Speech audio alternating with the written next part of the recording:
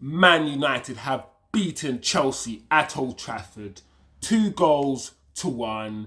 Both goals scored by Scott McTominay and a goal by Jackson. Consolation goal in the end. United have beaten Chelsea.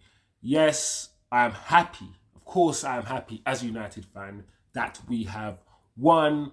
But as usual, guys, we're going to talk about the game and we're going to dissect it a little bit. Because let's be honest, in terms of quality, what I saw essentially was kind of two mid-table teams. The game wasn't good in terms of the quality of the game.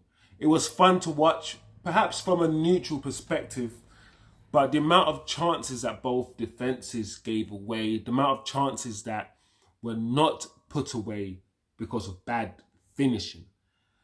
I think Chelsea were the perfect opposition for Man United today, because Chelsea today were simply not good. Some of the times where Chelsea were trying to pass out from the back and just kept losing the ball. Some of the football from Chelsea, especially early on today, was terrible. This is one of the worst Chelsea sides I've seen in a long time. But take nothing away from United. Scott McTominay came up with 2 goals. Listen, this is the kid that our manager essentially wanted to get rid of. He wanted to sell him to West Ham. And whether you like Scott McTominay or not, the guy's coming up with the goals. And 2 today. So we're going to have to talk about it. There's a lot to talk about today, as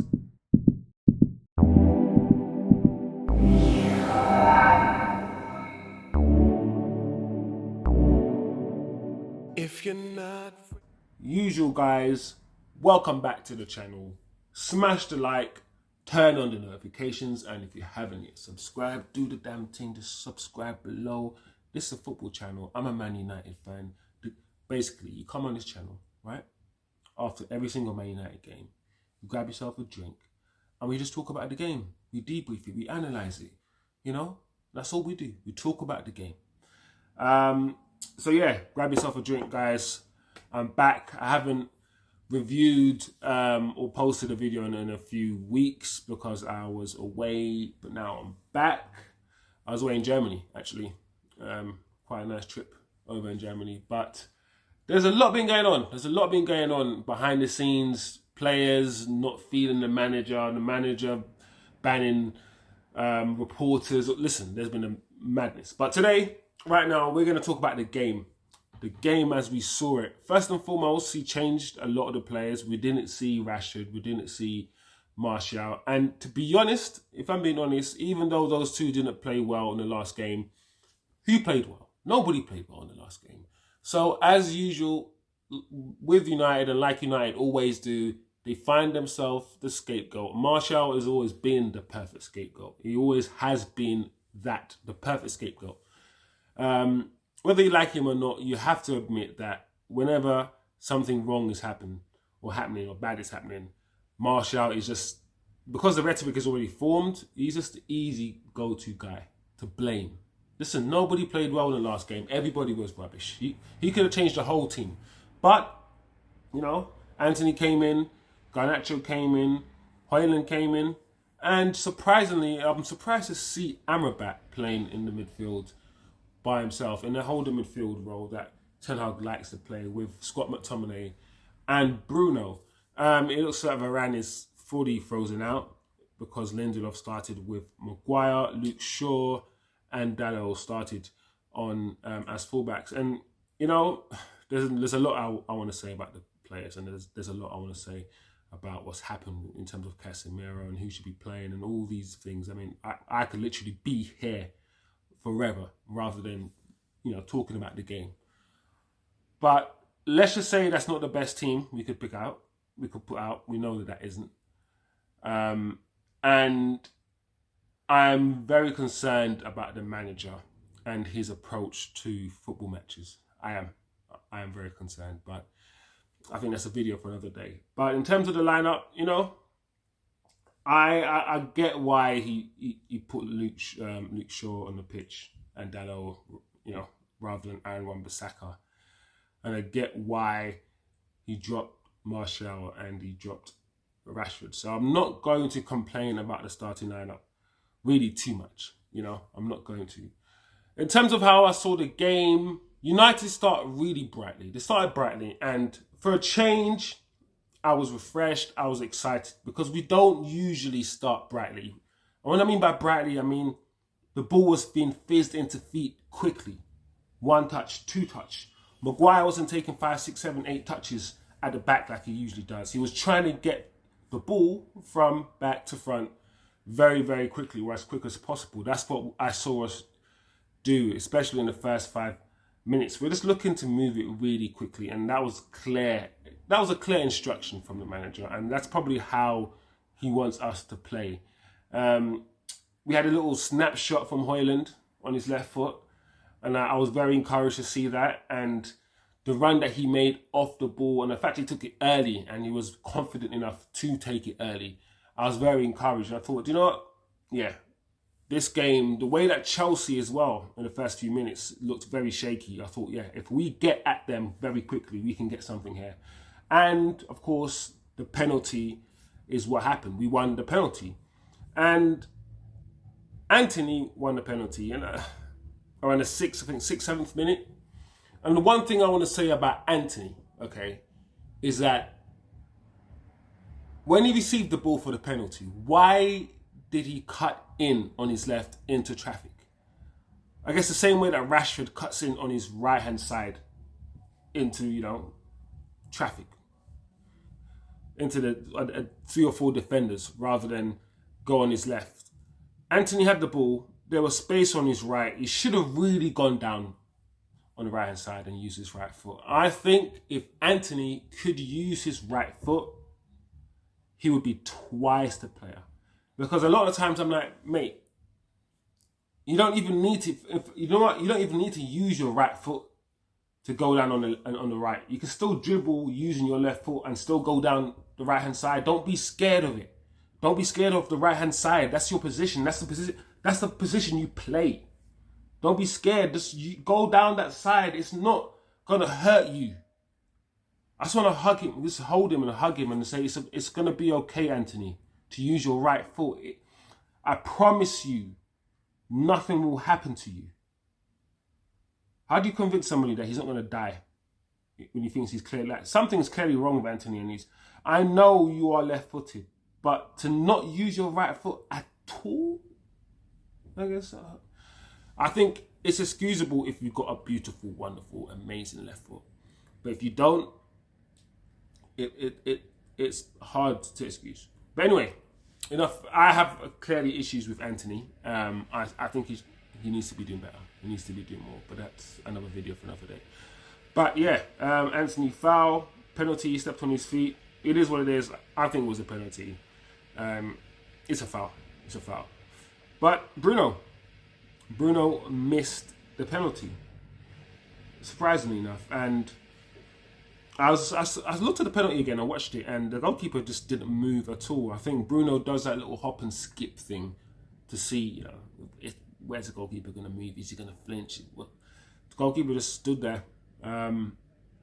Decent penalty. Probably could have given it a bit more power, but it was a decent penalty and decent save. What else happened in the first half? Amrabat, he played okay, but he had a bad pass. He made a bad pass around the 10th minute that led to a Mudryk shot. So Chelsea started slowly getting into it, but the more Chelsea tried to hit us on the counter, the more we hit them on the counter, the more we started winning the ball higher up the field. Antony had a shot saved from a Bruno header around the 18th minute. And then a minute after that, MCTOMINAY scored. And it was a really good move, because one thing I always say when United have the ball on the wings is, why don't we ever pull the ball back? Why don't we ever cut it back? I know we don't really cross the ball because a lot of our wingers are there to shoot, right? A lot of wingers now want to cut in and shoot.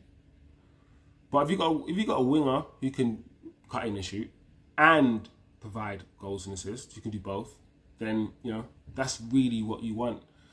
And a lot of our wingers are not providers. They're not providers.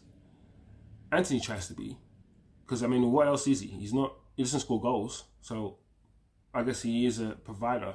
But I like the fact that Garnacho, I think it was Garnacho. If I'm wrong, I'm wrong. But I think he definitely, assisted the second goal. But Garnacho pulled it back.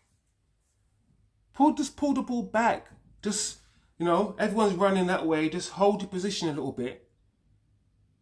Pull the ball back and score like Odegaard does for Arsenal, like all the time. So I like that movement. I like the fact that I think Maguire missed the first shot.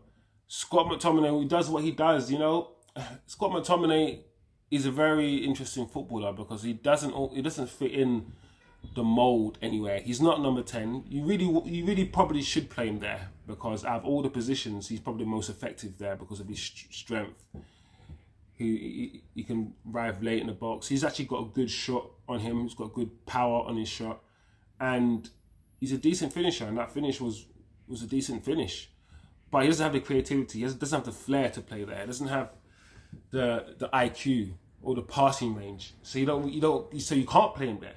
But you can't play him as a DM because he doesn't have the concentration to play that role. And once again, he doesn't have the passing range to play DM. You need someone who can spray the ball around and play any single pass to play that sort of like quarterback role. And that's not really him. And you probably could play him box to box, if anything, which is kind of the role he's kind of playing now. But today I saw him more, even though he was playing that role, he pushed up a lot. He pushed up a lot when we attacked. When we were attacking, he was more or less a second striker. Which I guess is what Ten Hag wants to do, that 3-1-6 business that he wants us to play. But the rebound, good finish from Scott McTominay. But after that, really, around the half an hour mark, let's say, what I saw was Chelsea slowly getting back into the game. However, the final pass, it was always the final pass that was missing for Chelsea. The decision making was really, really, really bad. Many of the times they will have a 2-on-1 opportunity or 3-on-1 opportunity, and just the weight of pass or something would just kill the whole move. And I'm thinking, listen, against a better team, we would actually get slapped. But this Chelsea was so bad. But even though they were so bad, they were still finding a bit of space in the midfield, especially, like I said, on the counter as well. And slowly, like I said, starting to have a bit more foothold in the game. Chelsea, the passing from the back, even though at times it was poor and we were winning the ball higher up, they started, getting the ball down and passing a bit more. But the thing that impressed me as well with United is that we had runners. We had the fullbacks bombing on ahead of the wingers all the time. Well, not all the time, but a lot more. And that's what you want. You need people to move. You can't win a football match by standing still. You need people to move. And United are a very static team in possession. And today when we had the ball, we were running all over the place. All over the place. There was space when both teams attacked, to be honest. There was a lot of space. But later on in the second half, I think we had a double save.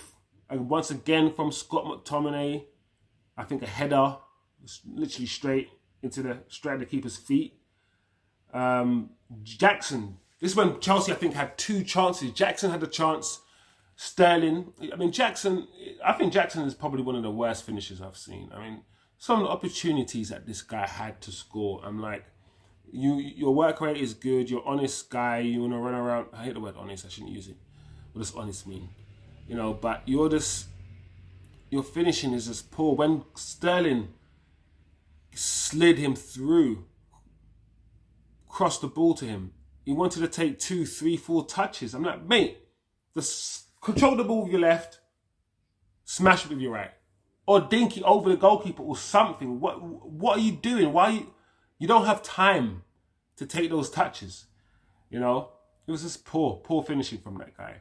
And Mudryk, the amount of chances that Mudryk had, not just in the first half, but just in the game in general, just to make an impact, just to do the right thing, just to make the right pass, or just to score. I felt like this guy chose the wrong made a wrong decision 70% of the time he had the ball, literally. But you know what? Me saying all these things, those are chances. What I'm describing to you are chances. So even though Chelsea weren't making the right decisions and weren't doing the right things, they were creating chances. We were backing off Chelsea. We were giving them time to play out from the back. Like I said, when we were closing them down and pressing them, they were making mistakes like hell, and we were still creating chances ourselves, but we didn't always press, and we just gave them a bit more space and a bit more respect. And the Palmer shot, you know, a lot of people will say that the goalkeeper should have done more, but no, I think that was a really good goal.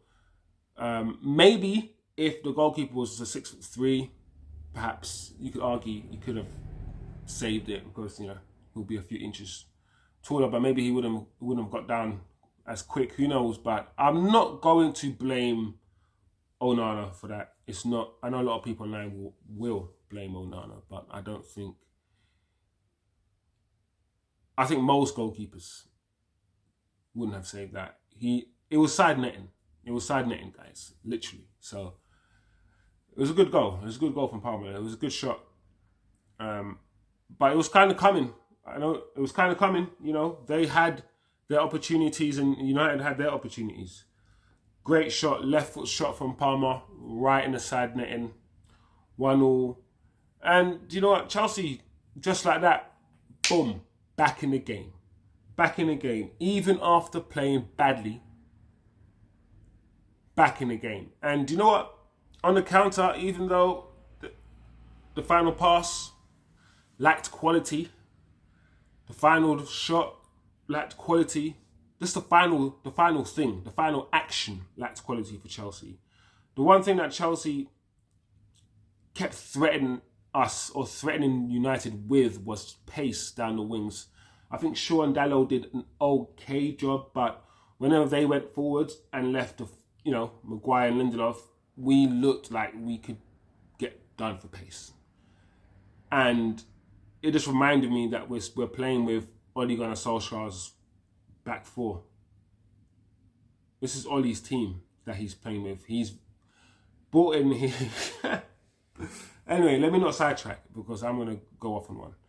But anyway, it is what it is. First half, that's how I saw it. A half that could have gone either way. It could have been a 3-0 to United. It could have been 3-3 if United took our chances, if Chelsea took theirs. But two teams that are far from being at the prime or at their prime in terms of what they could achieve right now with the players that they have and their positioning in world football, or their standing in world football right now, which have both declined. So a lot of mistakes, a lot of errors as well in the football. It wasn't like watching a Man City Arsenal game where it's just ball to feet and everything was just crisp. Even though a lot of our game was crisp, we just saw two teams making a lot of errors and exploiting on each other's mistakes a lot. But second half, Chelsea started better. Chelsea started a lot better in the second half. And to be fair, that was expected. I expected Chelsea to start better after seeing the first half. I expected them to come out feeling confident, knowing that they equalised and knowing that they could score. I think they settled in the game better. They started keeping the ball slightly better than the first half. They were more composed, especially at the back, making less errors. And I thought, okay, yeah, this is a game now. Second half, Chelsea are not going to give us the space that we had in the first half. I was kind of wrong. In a way because, United still made our chances. And it was Scott McTominay again, 69th minute, with a header right in the far post. And you know what? Like I said, give the kid, man, Garnacho, give him his props, because I've been very reserved when it comes to praising Garnacho, because I'm not somebody who's like watches somebody a few times and I'm like, yeah, he's the best thing ever. I'm not quick to look at youngsters because we've seen Januzaj. We've seen many youngsters come through. So I'm not quick to review or see youngsters as the next best thing. And from what I see from Garnacho, he has decent technical ability, but there's something about Garnacho which makes me feel like it can go either way with him. He can still either be someone who's, the next year becomes a big flop, or he can kick on and be something. His attitude is going to be very important. And I'm still waiting to see what he has up here, because he has the physicality and the pace and power and all of these things that you need in the Premier League. But what's his footballing IQ? What's his decision making like? And of course, decision making improves over time with experience, but this also does, because it's also decision making. But I need to see more footballing IQ. But that good cross, I think, for Scott McTominay. Scott McTominay is having a blast. He's having a good time. Do you know what? I'm not going to hate on the kid. I was one of the guys who was like, yeah, Scott isn't good enough for United. But he's scoring the goals right now that are winning the matches. What can you say? Most of the players that are playing now are players that Ten Hag wanted to get rid of. Only going to Solskjaer's players. What can you say? Football's a crazy thing, That was it really. At Chelsea, they tried a huffed and puff, but do you know what? After the second goal in, I thought, yeah, we've got them. We've done this. They didn't really, even though they came out in the second half more composed and less erratic, and the game was less erratic. So they didn't look like they were gonna score later on. They didn't. Not at all. They just kept making the wrong decision in the final action all the time, Chelsea. And I don't know about the midfield, if it works. Enzo, Caicedo, I don't know if that works. I looked at Chelsea today, and I looked at a team that didn't know what they were doing, and a team that needs some maturity. It looks like a bunch of immature under 25. All players I think most of the players are under 25. Maybe Sterling isn't, but Sterling's not a finisher. They need a finisher, Chelsea. They don't have anybody who can put the ball in the back of the net. And today was evidence of that. Jackson is not. He runs around and he might stretch defenses and all these things, but he's not a finisher. We'll see. For me, he's not. But he could get better. But for me, he's not. But yeah, I think United needed this game. We needed to win this game. Ten Hag was under pressure. He's been under pressure. I've seen the news. There's so much I want to say, guys. So much I want to say. But United needed this win going into the weekend fixtures. And we got Liverpool coming up. So, yeah, we could get sticky. And so we needed this win. I think our next fixture will be harder, much harder than this. I think Chelsea made today an easier day than it could have been. I really do. But onwards and upwards, we take the win. We take the win, guys. We take it. Can't complain, Bruno, he drifted off over to the left a lot. He had a decent game. Nothing special. Højlund, I need more from Højlund. I know people are going to be like, he's young, but if he's young, you can't keep using it as a reason. If he's good enough to start, then he's good enough to be criticised like the rest of the team. Yes, I know he's young and he will improve, hopefully, and get better. The physical side of the game, fine, I don't think I have a problem with. But from what I've seen, he's not the most technical. The way he controls the ball, doesn't have a deft touch. And from what I can see, this bit, when he has the ball, especially with his back to goal, this bit doesn't work as quick. I want him to just get the ball and move it quickly. He's a bit slow when it comes to that aspect of his game. But he's young. Antony, I mean, Antony, I feel like I can do a whole video on Antony. He didn't play rubbish today. He didn't play terribly today, but we need more from him. Garnacho, average game today. You know, I'm joking. I think Garnacho had a good game today. I think he got 2 assists. He might have had the assist for the first one, definitely the assist for the second one. And he was a constant threat today. He was always a threat. And his pace was just, I mean, there's still aspects of his game. The reason why I'm thinking about there's still aspects of this guy's game today that I didn't like, that he'll need to improve. But he's young. He got at least 1 assist. Good game today. The defenders, they played well today as well. But shout out to Amrabat, you know. Amrabat, because that position, the way that Ten Hag plays and sets his team up, that number 6 position is almost like dynamite, you know, or kryptonite, or whatever you want to call it. It's not a position that you look good playing. Casemiro struggled. A lot of people have struggled because, you know, the number 8s leave you. They go up because Ten Hag wants a 6, and you're left by yourself.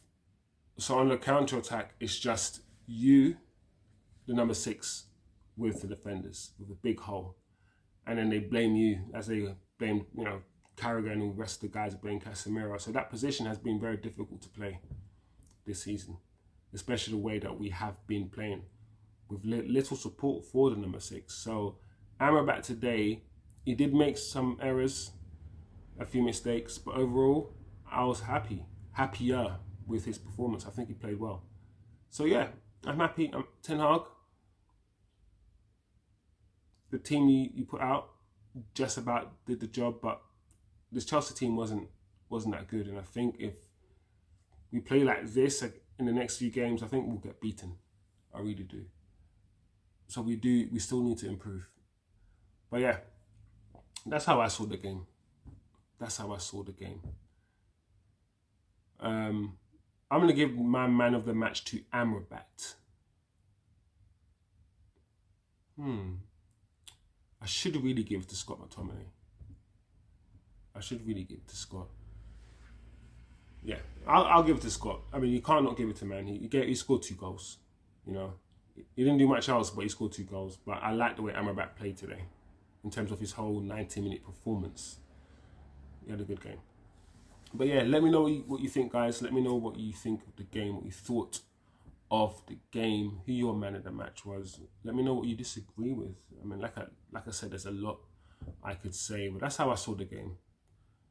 You know, let me know your thoughts. Comment below, please. Let me know your thoughts about Ten Hag as well. You know, who do you want to see start the next game?